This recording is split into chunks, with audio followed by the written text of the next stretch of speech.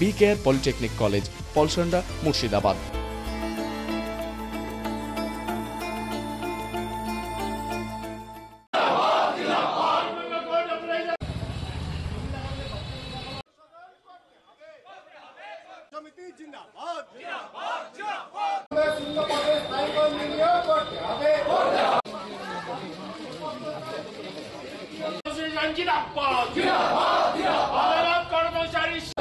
অবিলম্বে মুর্শিদাবাদ জার্সিকে সমস্ত বকেয়া এমপ্লয়িজ অ্যাসোসিয়েশন লড়বে।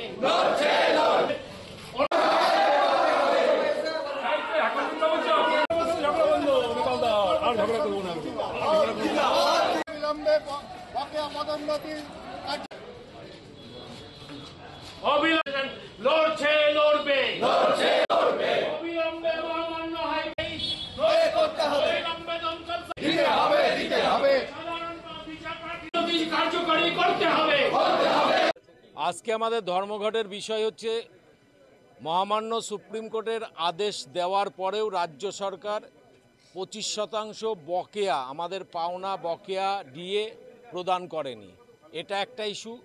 2 নম্বর ইস্যু, রাজ্যের সমস্ত আদালতে প্রচুর শূন্যপদ, সেই শূন্যপদে কর্মচারী নিয়োগ হচ্ছে না, সেটা একটা ইস্যু। আর একটা ইস্যু হচ্ছে 2015 সালের গেজেট, মানে আদালত কর্মচারীদের জন্য একটা নতুন রুল রাজ্য সরকার ফ্রেম করেছে, সেই রুল অজস্র ভুলে ভরা, যার কারণে সেই রুলটা ইমপ্লিমেন্ট করতে পারছে না কোনো জাজি।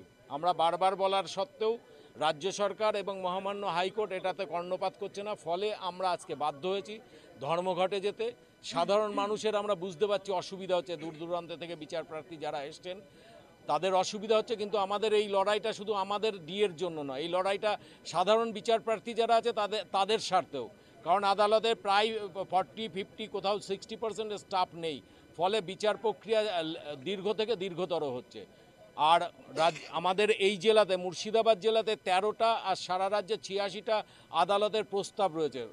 সুপ্রিম হাইকোর্ট প্রস্তাব দিয়েছে রাজ্য সরকারের কাছে, রাজ্য সরকার সেটা মানছে না। এটাও আমাদের একটা ডিমান্ড যে সাধারণ মানুষ যাতে দ্রুত বিচার পায়, তার জন্য ওই আদালতের হাইকোর্ট প্রস্তাবিত আদালতের অনুমোদনও রাজ্য সরকারকে দিতে হবে। এছাড়া আরও বেশ কিছু দাবি নিয়ে আমরা আজকের এই আন্দোলন করছি, সারাদিনব্যাপী ধর্মঘট। আমার নাম বিনয় হালদার, ওয়েস্ট বেঙ্গল কোর্ট এমপ্লয়িজ অ্যাসোসিয়েশনের joint secretary. B care polytechnic college, হাজার হাজার ছাত্রের ভরসা। নবাবের জেলার স্বনামখ্যাত পলিটেকনিক কলেজ। সরাসরি ভর্তি চলছে পলিটেকনিকের সমস্ত কোর্সে। যোগ্যতা মাধ্যমিক বা সমতুল। ভোকেশনালের ছাত্রছাত্রীরা 2য় বর্ষে সরাসরি ভর্তির সুযোগ পাবেন। কলেজের নিজস্ব হোস্টেল ও যাতায়াতের সুব্যবস্থা রয়েছে।